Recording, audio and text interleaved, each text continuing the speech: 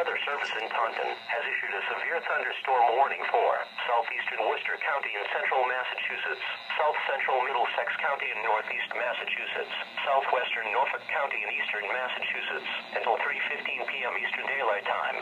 At 2:32 p.m. Eastern Daylight Time, Doppler radar indicated a severe thunderstorm capable of producing quarter-size hail.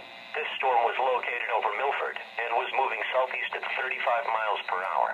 Some locations impacted include Franklin, Norwood, Milford, Walpole, Kenton, Sharon, Foxborough, Ashland, Bellingham, Northbridge, Hopkinton, Westwood, Holliston, Medway, Medfield, Norfolk, Wrentham, Plainville, Millicent Upton.